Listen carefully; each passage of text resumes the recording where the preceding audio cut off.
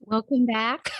And if you're watching and wondering why this is part two and it's come out first, don't question it. It's mainly because part one, more emotion has to go into that. And I was just really tired. So I thought, you know what? I'll do part two because part two is easier. So here we are. We've got one quickie, which is just Nightwing, and then I will talk about Batgirls number three. So just starting right off the bat with Nightwing 89, World's Finest Sons, Part 1. Writer Tom Taylor, artist Bruno Redondo, and colorist Adriano Lucas.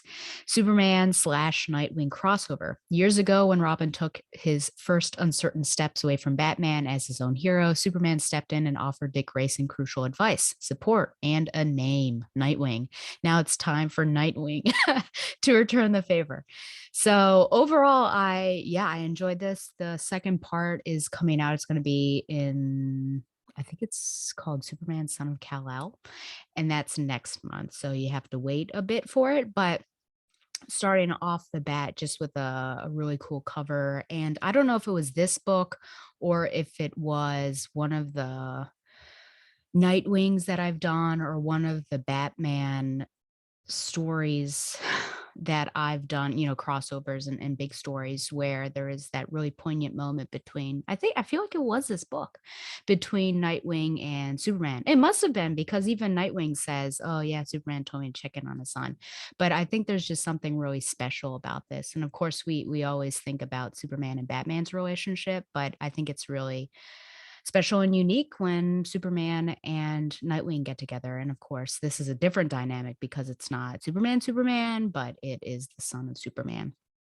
Right off the bat, I will have to say, oh, this is funny because it says then, like years ago. And I thought, well, then means the beginning of the new 52 because of the the color scheme that Nightwing has. But this was actually a really fun intro. They are tracking down, trying to find Superman's son who went flying at night when he wasn't supposed to and got lost. And, he sees a giant bat and, of course, gets scared. But this moment of, they move and Batman says, "What happened?" And Dick's like, "What happened?" He's hiding in the cave with a giant bat showed up and then pulls both of their masks off so that he can show John that they are okay. And then in a non-bat jerk move, Bruce and Clark have this really special moment where he is talking about, what it's like to be a father and you're worrying all the time and that never stops because even Alfred comes in and checks in on Bruce, but it gets easier and, it's just great to be a father. And then also the fact that Bruce apparently has lollipops in his utility belt and apparently dangerously close to smoke bombs. So you don't know what you're going to get. But just a really nice moment in the beginning. And then we see John struggling, not being able to talk with his father. And this shipperific, this issue actually was pretty shipperific. Here's the first one, of course, where Babs and Dick are sleeping in the same bed. So there's, shipper moment number one. And she's got a Teen Titans t-shirt on. I think it's like Teen Titans Go, though. That's certainly what the font looks like. And she says, "Dick, there's a robot petting our dog," which is just like probably said really nonchalantly with no emphasis. And it's just like a super bizarre but really funny scene. And then yeah, it probably is Teen Titans Go, as you can see. And yeah, Kalex came to visit. And so Dick and Babs moments, which are great, and her hair is tousled. We shan't question it. And then here's our second shipper moment with John and this guy that I don't really know who he is at all. I guess he can walk through walls, so that's pretty cool. And there's a pretty funny moment of them getting along, so you can kind of see their relationship.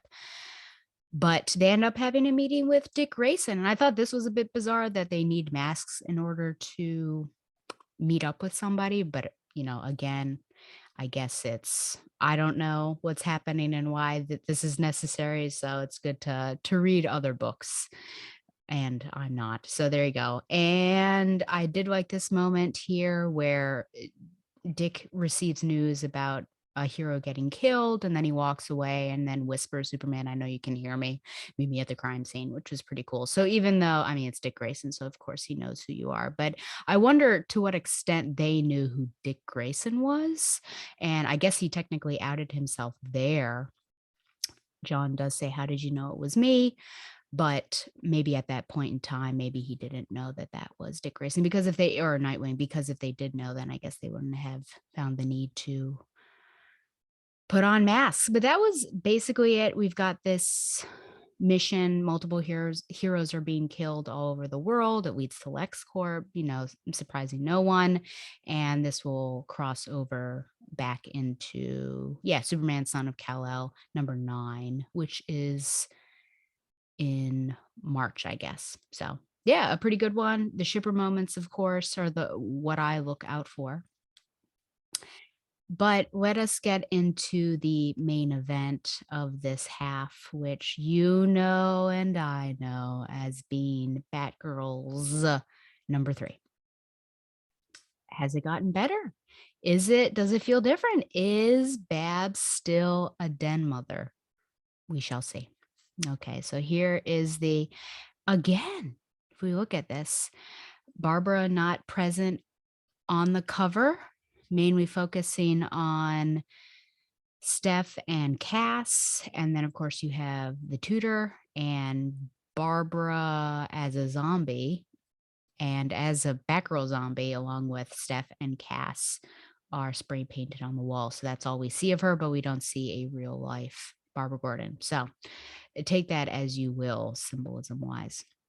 Okay. Story, Becky Cloonan and Michael W. Conrad.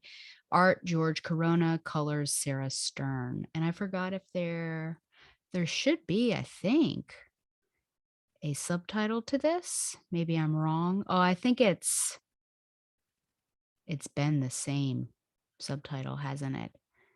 Yeah, One Way or Another, part 3 of 6. There you go. Art, George Corona, and colors, Sarah Stern and Ivan Placencia. Okay, picking up with the rally, or picking back up with the rally, Tudor continues huffing a fear toxin mix while telling his lemmings to embrace the fear. Meanwhile, Steph is repeating everything he and the mindless masses says and Cass tries to snap her out of it. She does, but no indication as to why or how. Oracle checks in and they update her and they decide to rush Tudor. He expels some gas and both Batgirls are dazed and see their fathers.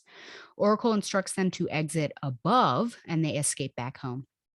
Oracle does a Rorschach test on Steph, but she is uninterested, meaning Steph's uninterested, and there's no conclusion as to why she was affected, but Cass was not. Babs somehow knows, I don't know how, but she does, that the fear gas was diluted with nitrous oxide, that crash team racing villain, which explains Tudor's ability to mind control. And maybe his art throughout the city is a trigger for those affected. And because there's his art all over the city, that's going to be a problem. There's some investigative talk, like the fact Tudor's behind all the thefts. Babs tried to lift fingerprints off of a flyer, but couldn't. And then when talk switches to the serial killer, Babs demands evidence from Steph that Mr. Green is the serial killer. She says, well, he'd have to be sprier than his age would have you believe. And Steph is once again annoyed, but Babs says, hey, I don't know much about Seer either. See, we're on the same page, which I don't think so. Talk quickly shifts to Covfefe, as I like to call it, and the fact that Cass apparently can follow directions and brews it the best. So hands down, she's the one who's going to be doing it every morning. The Batgirls decide to crash an art show this weekend, establishing a perimeter, setting up a microgrid to access every online device in the area, which seems illegal, hacking and tracking everyone in attendance. Steph is upset that Babs is not going with them and they never do anything together, but it turns out that Babs gets manipulated into going anyway. So yay for a team up. Grace O'Halloran talks about the Tudor tutor and his social activism while simultaneously imbibing. Apparently, even Cass notices that she drinks too much. Babs is on the ground and encounters an old fling by the name of Charles Dante, and neither readers nor Babs can get away from him soon enough. He keeps talking about old times and maybe weird sexual encounters before Tudor pops up on people's devices and people realize their own things are in that sculpture of stolen items. Greed and being a slave to capitalism seems to be the theme. So maybe Tudor is a communist, who knows? Babs tells the Batgirls to get inside the ship where the signal is coming from, and she ditches Charles. Once inside, the Batgirls attack, but Steph is quickly manipulated, and Cass has to fight both her and Tudor off. After a wrong move from Tudor in nearly hurting Steph, he runs off because he's nervous about what Cass is about to do. Babs tracks him and tells the girls to lay low and return to headquarters. We see the Saints were watching the whole thing, hoping to catch the Batgirls, but they do not. Back home, Steph is pretty down on herself that she is the weak link. Remember that game show? And doesn't want to be a liability to the team. But Cass is adamant that she is not. So, sorry. Well, she's not, but Cass is adamant that she is so strong. Where's Barbara's encouragement? I don't know, but it wasn't there. Babs goes to bed early, and Cass sends a battering message to the big bookstore owner telling him that they found his wife's pot and they leave it on his doorstep. Babs has an evening conversation with Dick, which seems to be accelerating towards phone sex when he suddenly calls her a loser, and Babs immediately knows that it is Seer with some ghost face voice modulating technology, hashtag scream. Seer says she sent a quote, hot pic, end quote, and Babs runs upstairs in a panic to see Nightwing bloodied on all of her computer screens. Next, trust no one, which those are words to live by because of just the constant betrayals that I go through. It's probably good to actually do that. Okay, well, let us begin.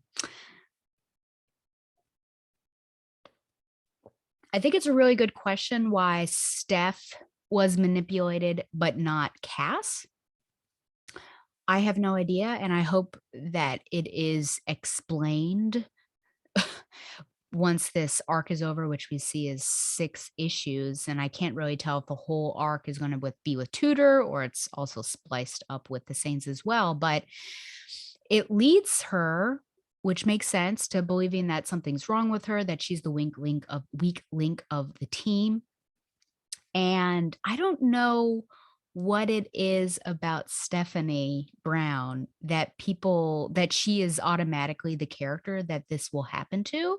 And in the first part of this episode, that seems I mean, she's the first person that Celia goes after, and I don't know, easily manipulated in that story that I covered. So I'm not sure. I feel like it's damaging. Why not focus on all of their gifts and strengths rather than already showing 2 of the 3 having some strengths and really adding something to the team, and then this other one losing self-confidence steadily because it seems like she should not be on the team. So I don't know. Luckily, as we saw later on, both Steph and Cass are manipulated by this sphere toxin mixture, and they both see their father. So there's that emotional connection right there. But this was a concentrated dose. They were right there at ground zero, you could almost say. So, of course, Cass is going to get it. She's not that mentally strong to withstand that. I think even Batman would be under its influence. So I don't know. It's a good question. She easily, again, in that second fight, she's of course manipulated by Tudor, and now there's an issue with Cass having to go up against both her teammate and the villain. So this needs to be resolved. And I hope that it's a worthwhile answer. And then maybe it's, I don't know, something that could be positive, like, hey, you have an artsy brain and it affects the artsy types of people. I don't know, but I'm looking forward to what that could be. Since when does Barbara Gordon have a psychology degree enough to use the Rorschach test, or I guess give the Rorschach test and also understand what the results are? I know that when the New 52 began, she had a forensic psychology degree that Gail Simone gave her. I don't know that that necessarily if those 2 mix. But here we go, and she's taking notes as if she knows what's going on. And, Barbara says a very psychologist thing, interesting, who knows? I do like some positivity here when they're going through this and setting up the plan for when they're going to basically crash this art show, that you've got the word bubbles with a small head next to them, which I thought was really fun. So I would like that to pop up again. Babs is still not listening to Steph, which is frustrating to me. I don't know if it's this one or not. Yeah. Mr. Green is quite old. I can't see him lifting a bag of potatoes into a dumpster, let alone a body. If you want to convince me, yeah, yeah. And she's like smiling about it. I don't understand. I mean, is this supposed to be cute? Because it's getting kind of annoying by this point in time. I am also confused why Barbara has to be forced to be a physical presence on the mission. So she says, let's see, the 2 of you, I won't be attending. Steph is, come on, Babs. Batgirls forever, the 3 of us. It'll be rad, right, Cass? And Babs says, Sear's still out there. My network can't afford to be compromised again. Besides, I've been to enough gallery openings to know that they're not my scene. She says, no, that's final, but of course it's not. But why do they need to pressure her and force her to come? If they're an actual team, and look at how beautiful that image is of the 3 of them working together. I mean, I guess that's from Steph's imagination. But what? I don't understand what this team is supposed to be if it can't be that at times. And she doesn't even had she used a physical issue as her excuse, I would have allowed it, but it was anything but that. So, yeah, I don't really know what to say. Okay. I think this is probably Grace's. I mean, she kind of cracks me up, but I'm glad. I think the amount that they show Grace is enough. I think if you were to have just pages upon pages of her, then it would be too much. But she just pops up every issue. She does something funny. I guess she's an alcoholic, and then she hops off. So I think that's good. So I think this is probably what Donovan was. He wasn't necessarily trolling me about it, but he certainly teased me. He said, "Oh boy, I wish Carolyn was on for this episode because there's going to be some gossip, or it's gossipy or something like that." This is clearly it. First of all, looking very nice, beautiful and attractive, Barbara Gordon. But this guy, Charles Dante, I mean, what is this nonsense? Absolute nonsense. I can't even. There are some really weird quotes. Let me see if I can pick something up. Okay. I always hoped we see, I'm so flustered. I'd always hoped we'd reconnect one day, make up for lost time. Can I grab you a drink? It's not exactly where we left off, but it's a start. I have a nasty habit of coming on too strong here. Before you go, my card, call me sometime. Let me take you out to lunch. There was another thing that I rolled my eyes at. Uh,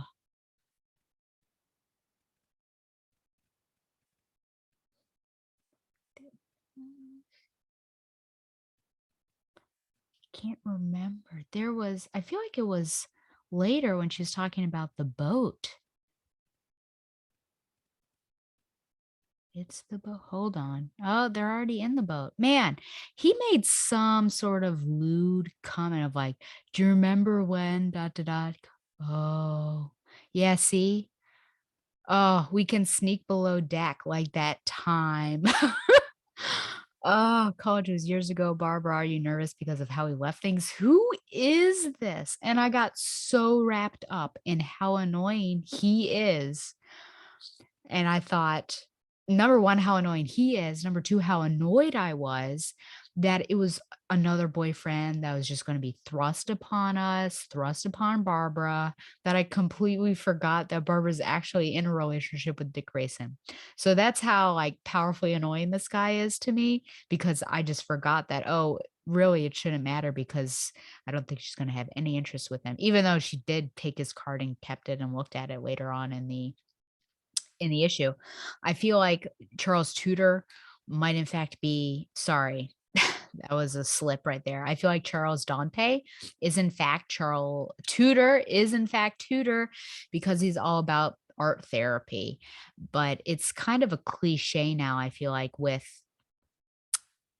any newly introduced character automatically being the villain. So I'm either right and, well, we can get rid of him. He's annoying and he's also the villain, so no loss there, or maybe they'll subvert my expectations. Okay. Oh, yes. I do want to talk about this. This has been popping up all along, but these narration boxes are in third person.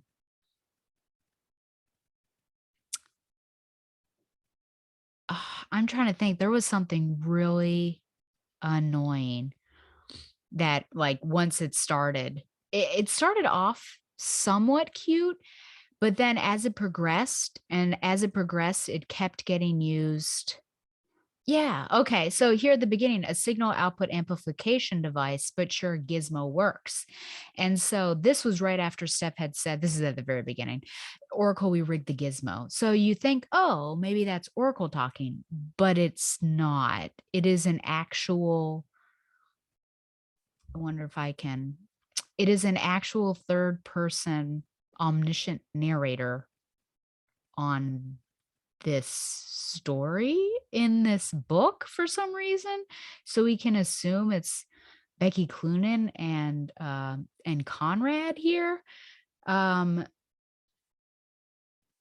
at one point at the very end, they say, you remember these three, right? They had a really cool intro in issue 2. If you didn't read it, you'll just have to trust us. These are turning into editor boxes that should not be like that. Editor boxes are those little white boxes that appear once and would say, read issue 2 to get who these are. Not all of this. So this is like, I wouldn't even consider it meta, but it's I don't know when the last time was that I had, well, I guess I shouldn't say that. We have plenty of third person narrator boxes in comics, but why couldn't it be either don't have narration because it's honestly not adding to anything here, or have one of the ladies narrate? I really don't understand. And honestly, as I put my note here, like they were getting annoying and more annoying as the issue progressed. So I didn't recall them being like this, but perhaps it was just ambiguous before and it seemed like it was Barbara. And now it's just really clear that it's someone that's not inside the story.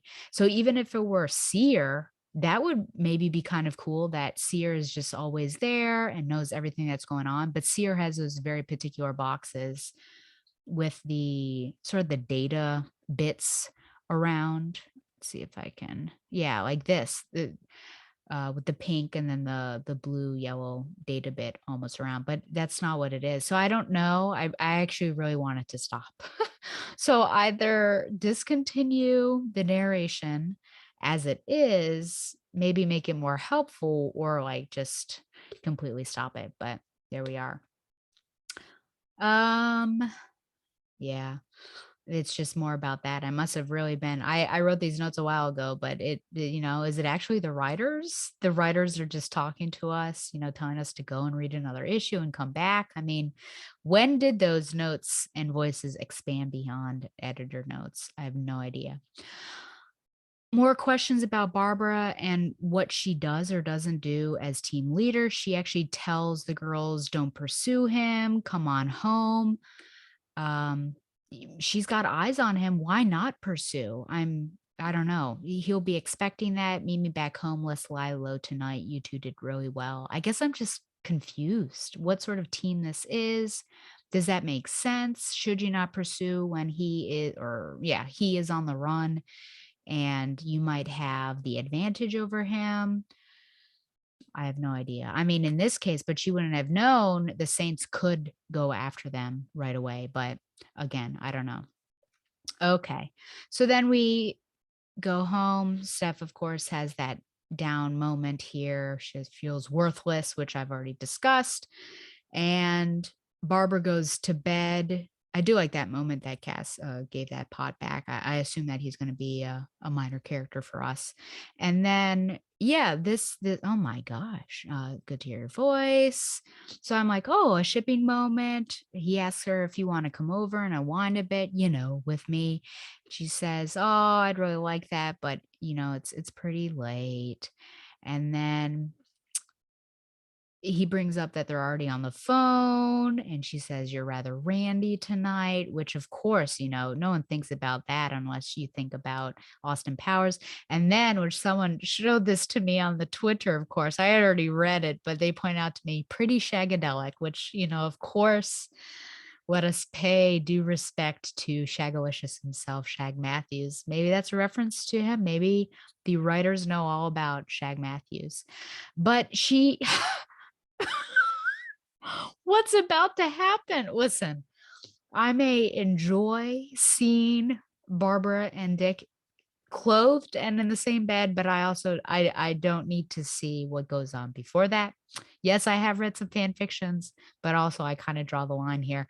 And yeah, she takes off the towel off her head. Something's about to go down. But then he says, "You're a loser," and that shocks her out of it, of course, and I was a bit astounded too. I thought, "Oh my gosh, what sort of weird, foreplay or game are they playing here?" And then she quickly realizes that it is Seer, which is pretty invasive, and I don't know. Seer is definitely a troll. Still don't know who this person is. Could it be Wendy Harris? And then yeah, so she runs up, and then we see these, which I imagine aren't real, but here we are. Pleasant dreams. So I do like, there was something, let's see here, that Seer says, wasn't this, was it? Oh, yeah, yeah, yeah. "I'm coming for you, Barbara. I'm coming to get you," which I wondered was if it was a reference to Night of the Living Dead, which of course I play that clip from time to time. "They're coming to get you, Barbara." Okay. So I'm still not sure what this book is trying to achieve. From the outset, I would say that this book, the point of it was to bring these powerful, fan beloved characters together who have, of course, in common the Batgirl mantle, and to put them together. They each learn from each other, and they go on missions. They each bring their own strength, their own baggage, I think, with them, and they're able to grow as women and human beings and become a family. And what I'm getting here is three people thrust together. Two of them have a pretty strong relationship.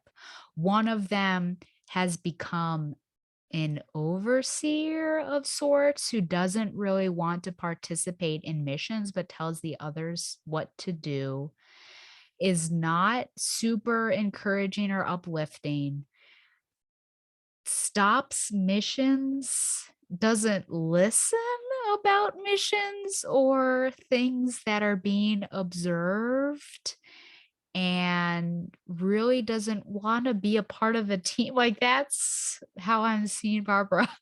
I really don't know what happened and why it has happened in this way, but I do not like it. This is 3.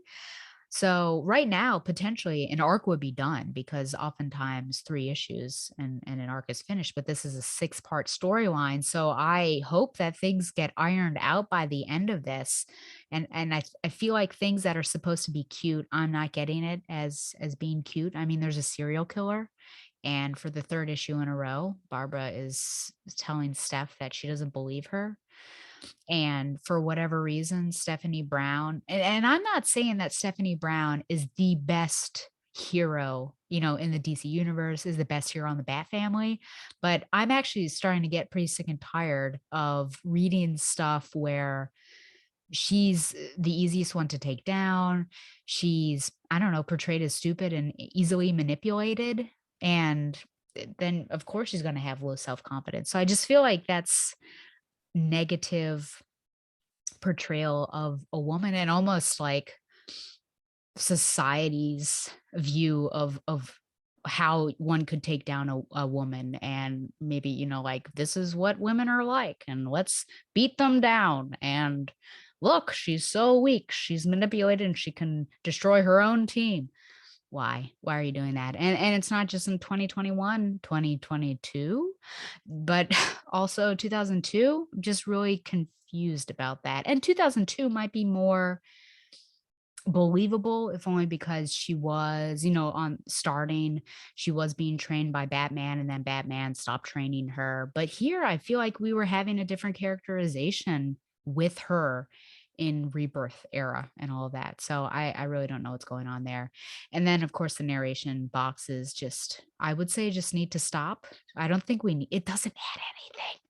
I don't know if you disagree with me, or what, if you like those and they're cute. I mean, some of them are fun, but then they start to get really intrusive, and I don't need to know to go read issue 2 to figure out who the Saints are. If you want to tell me that, make a little white box, not 3 purple boxes that are distracting me from what's going on. So I feel like no, not at all. And then I step back and I think to myself, Stella, did you put too much weight on this, and too much, your expectations were too high? I think my expectations were where they should be for a book that people were clamoring for years, with 3 amazing characters that, again, all have the Batgirl cowl in common. And unfortunately, this book is not living up to my expectations. I don't know if I'm alone in this. I don't really look at other reviews because I'm just going to say, I just want my own mind. I don't like to be influenced by others. And, the same goes for you guys, right? That I'm just one voice. And if I'm having trouble with it and you're loving it, I want you to absolutely love it. I don't want to be that person that drags it down for you. These are just that's what I'm trying to be, pretty moderate in my review and not hate on it. I think I'm just showing some criticisms. Hopefully you agree that they're not, they're just, some healthy constructive criticisms, and not tearing this book down, because I think this book still deserves a place. And I think, I still think it's a beautiful book to look at. And I think that it's fun in places, but I'm having some issues, and it's really Barbara Gordon. Barbara Gordon is what I'm having issues with. And then, a little bit of what they're doing to Steph. So I don't even know what to give this. I feel like I might give this, 6.5 or a 7. Cup Nudes. Is it a C or is it a D plus? I'll give it a 7. I'll say that it's a C. It's a C minus. Yeah. Okay. Well, on to the next. I hope that it gets better. I mean, people might really be loving this. I should go to the interwebs. I should check with Ian Prime. He would probably be my go-to person to tell me whether I'm just off my rocker with my thoughts on this particular book. Okay, well, I think we are reaching the end of this anime watch list. There is none, but I still recommend Belle. I think you can still probably catch that in theaters. And what are you wearing doesn't matter in this segment, but I'll probably wear something different for part 1 to make it thematic. So then we get to literature recommendations. Okay, I think the last one that I talked about was Ariadne by Jennifer Saint, which, if you know, just to rehash, it is in the perspective of Ariadne who helped Theseus get to the center of the labyrinth and kill the Minotaur and then get out. And that all happens within the first 100 pages. So if you didn't know, he abandons her, and then it's what her life is like after that. And it also follows her sister. So I recommend that if you liked Circe and different author, but just getting to know the story of well-known myths from the perspective of the women that are in those myths, because we know that women aren't treated very kindly in mythology. And then I read, someone lent it to me from work, which is great, Cloud Cuckoo Land by Anthony Doerr, who also wrote All the Light We Cannot See. I think that's what it's called. So if you like that, this is very different. So I do want to at least warn you about that. 13-year, uh-oh. Oh, this is okay. 13-year-old Anna, an orphan, lives inside the formidable walls of Constantinople in a house of women who make their living embroidering the robes of priests. Restless, insatiably curious, Anna learns to read, and in this ancient city, famous for its library, she finds a book, the story of Aethon, who longs to be turned into a bird so that he can fly to a utopian paradise in the sky. This she reads to her ailing sister as the walls of the only place she has known are bombarded in the great siege of Constantinople. Outside the walls is Omir, a village boy miles from home, conscripted with his beloved oxen into the invading army. His path and Anna's will cross. 500 years later, in a library in Idaho, octogenarian, love that word, Zeno, who learned Greek as a prisoner of war, rehearses five children in the Korean War rehearses five children in a play adaptation of Aethon's story, preserved against all odds through centuries. Tucked among the library shelves is a bomb planted by a troubled, idealistic teenager, Seymour.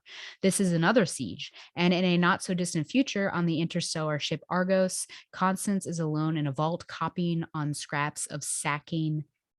That's interesting. On scraps of sacking, the story of Aethon told to her by her father. She has never set foot on our planet. So, multiple different stories.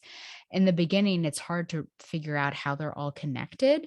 And like I said, it is rather different from All the Light We Cannot See, but I enjoyed it. And it's really a book about books, a book about reading. I then read You've Reached Sam. I got into trouble because I had some of these on hold for a long time and then they came in all at once. And of course, I had grad school reading. Oh, it was a lot, but I made it. So You've Reached Sam by Dustin Tao.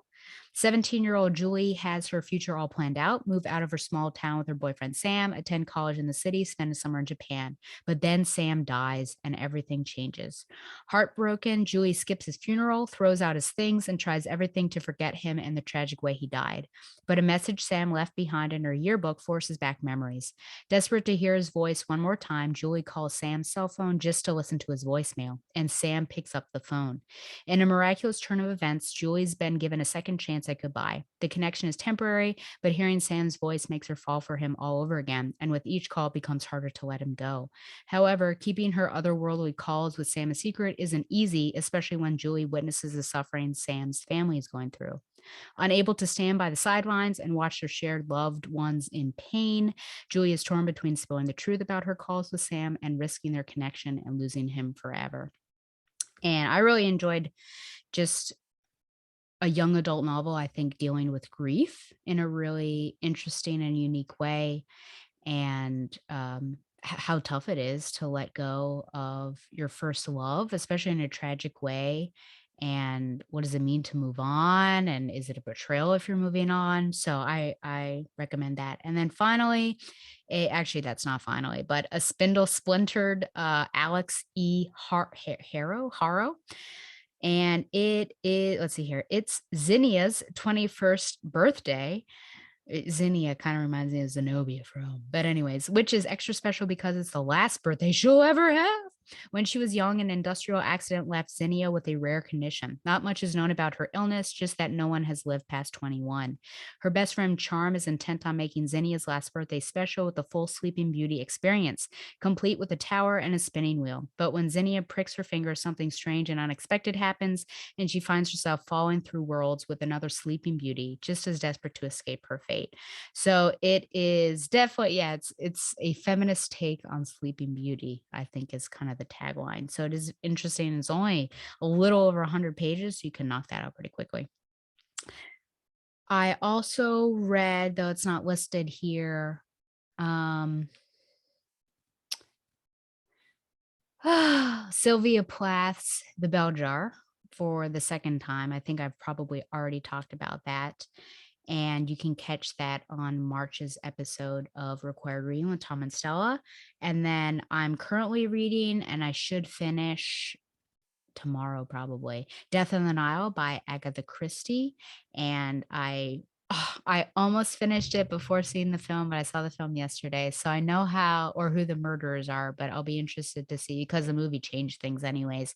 I'll be interested to see how it wraps up in the actual book. And I think that's it. My reading has really taken a drastic turn because usually I can prattle off a bunch of books that I've read and I don't have time to give you synopses. I just say thumbs up, thumbs down. But yeah, the majority of reading I've been doing has certainly been for grad school. And the curriculum and instruction course, these are things that I'm aware of. I've done them at school, so it's just almost refreshing. But the literacy course, every term, I'm like writing it down and defining it multiple times. Each time I like find phonological awareness, I'm writing down what that is until I know this is what phonological awareness is. So rhyme, RIME, onsets, everything is new. It's a lot. It is a lot. So that's kind of my reading, if only that would count as pages and books. Ooh, okay. So that's it. Sorry that this is backwards, but it'll be okay. Well, I'll do the first part probably tomorrow. Remember, you can send any questions or comments to batgirl@gmail.com. I'd love to hear what you think about Batgirls currently. And am I alone in some of these thoughts? Do you like the narration boxes? Do you like Barbara's characterization, or what that team is? This what you expected? How about that? Like the show on Facebook, follow it on Twitter at Batgirl the Oracle. Subscribe to the show on YouTube for an uncut version. Follow the Batman Universe on Facebook and Twitter as well. And be sure to support the Batman Universe by subscribing to Patreon. Once again, thanks to Mile High Comics for sponsoring Batgirl the Oracle, the Barbara Gordon podcast. And until next time, fly on, Babs lovers.